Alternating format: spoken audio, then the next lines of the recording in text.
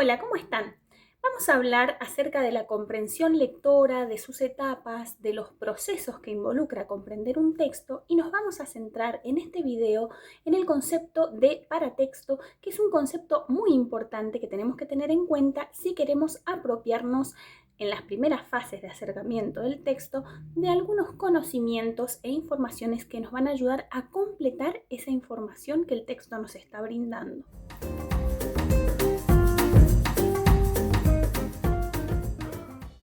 La comprensión lectora es un proceso cognitivo complejo que requiere que el lector interactúe con el texto y construya significado a partir de esta interacción. Es un proceso que se aborda por etapas. Tenemos 3 etapas bien diferenciadas: una etapa de prelectura, una etapa de lectura analítica y una etapa de postlectura. En la primera etapa, la etapa de prelectura, los lectores hacemos un primer acercamiento al texto observando algunos datos que el texto trae que nos aportan un poco más de información y que nos permite realizar hipótesis acerca del contenido del texto. Por ejemplo, podemos observar los títulos. Los títulos son los nombres que tienen los textos. Podemos observar si tiene subtítulos, que son esos pequeños títulos menores que dividen el texto en diferentes porciones.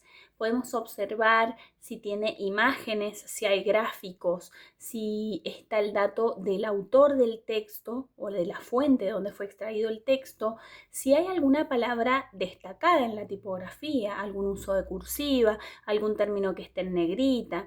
Todos estos datos que tienen los textos, que incluyen los textos, son datos que se conocen con el nombre de paratextos y tienen una naturaleza que es por un lado gráfica y por el otro lado verbal, porque pueden ser elementos como imágenes, fotografías, mapas, esquemas, pero a la vez contienen información verbal relevante.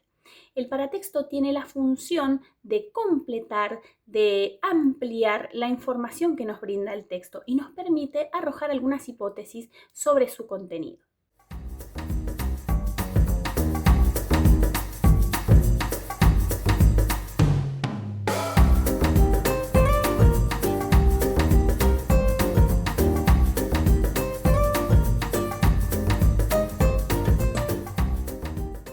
Durante la carrera te vas a encontrar con muchos textos académicos y los textos académicos también contienen paratextos, que son los llamados paratextos académicos y cumplen diversas funciones. Por ejemplo, una de las funciones es informar, es indicarnos de qué se trata el escrito, y esto lo vamos a poder observar en los títulos, en los subtítulos. Por ejemplo, si la hoja contiene algún tipo de resumen o algún tipo de palabra clave que nos indique el contenido del texto. Otra de las funciones importantes de los paratextos académicos es la de orientarla, de mostrarnos cómo está organizado el texto. Y esto lo vamos a encontrar, por ejemplo, en paratextos como los índices, donde están nombrados los temas que trae el artículo y en qué páginas están, los apartados que están numerados, los capítulos, las secciones, observando también los epígrafes. Otra de las funciones es la función de autorizar, en el sentido de que algunos paratextos legitiman el texto al vincularlo con autores, con fuentes o con instituciones de renombre. Por ejemplo, el paratexto de las referencias bibliográficas o de las citas. También tienen la función de guiar u orientar la lectura crítica, permitiendo de alguna manera anticipar qué vamos a esperar del contenido y facilitar la evaluación de su pertinencia, la credibilidad que tiene, el alcance que tiene el texto. Hay muchos tipos de paratextos. Están los paratextos que cumplen la función de identificación y de estructura del texto, que son, por ejemplo, los títulos, las portadas, que nos ayudan a identificar el documento, el nombre del documento y su autor. También, por ejemplo, los índices, que son tablas de contenido que presentan la estructura del documento y facilitan la navegación por ese documento.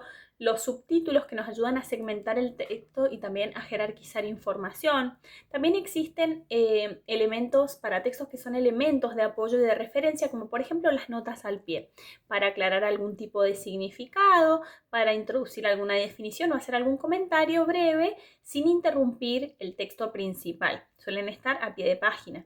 Los cuadros de texto, por ejemplo, que contienen informaciones importantes o definiciones, ejemplos, resúmenes de un tema o algún tipo de diseño distintivo que resalta una porción del tema en un cuadro de texto aparte.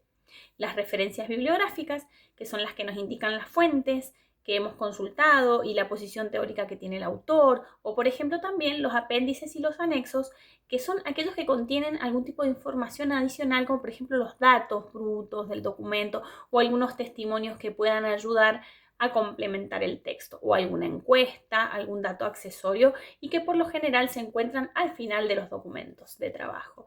Y también tenemos dentro de los tipos de paratextos que hay aquellos que son puramente elementos visuales, como por ejemplo los gráficos, infografías, tablas, las imágenes, la representación de los datos, de los conceptos que se da en forma visual a modo de esquema, facilitando la comprensión, por ejemplo, del contenido. Y también puede incluir los cuadros que contienen estadísticas, donde se resumen algunos datos numéricos de forma clara, de forma concisa.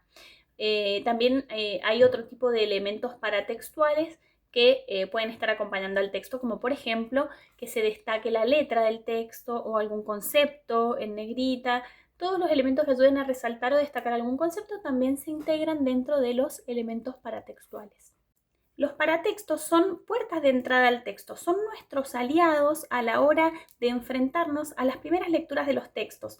Nos ayudan, nos ahorran tiempo, porque no es lo mismo tomar un texto que no tiene ningún tipo de dato, no tiene título, no tiene subtítulo, no tiene imágenes, y para poder comprenderlo yo tendría que empezar la lectura del texto desde cero, sin ningún dato que me aporte algún tipo de información acerca de lo que se va a tratar, a tener un texto que tiene un nombre, supónganse la división de las células. Ese es el nombre del texto. Obviamente, el contenido de ese texto va a estar vinculado con el tema de las células y su división. Y si tiene una imagen que acompañe lo que se está explicando, mucho mejor, porque están graficando lo que el texto explica.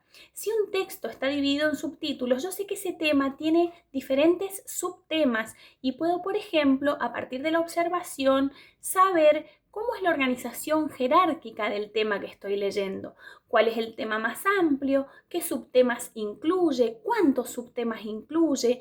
También, por ejemplo, observando el dato de la fuente, puedo saber si el texto tiene determinada actualidad o no, si está extraído de algún tipo de revista académica o una publicación que dependa de alguna universidad, si se trata, por ejemplo, de un texto literario o si se trata de un texto no literario, porque en la mención de la referencia bibliográfica que aparece en los paratextos, yo también puedo saber si se trata de un texto literario o de un artículo de una revista o de un capítulo de un libro, etc. Entonces, comprender los paratextos es entender, observarlos, es entender que son nuestros aliados y que nos ayudan a orientar, a guiar la lectura, a más o menos darnos una idea de lo que se va a tratar el texto y cómo está organizado ese texto que vamos a enfrentar. Esto es todo por ahora, espero que haya quedado claro el concepto de paratexto. Recordemos que nos enfrentamos a los paratextos durante la primera etapa de la lectura, que es la prelectura, y vamos a ir trabajando las siguientes etapas de comprensión lectora, que son la etapa de la lectura analítica y la etapa de poslectura. Eso lo vemos en el siguiente video. Que estén muy bien.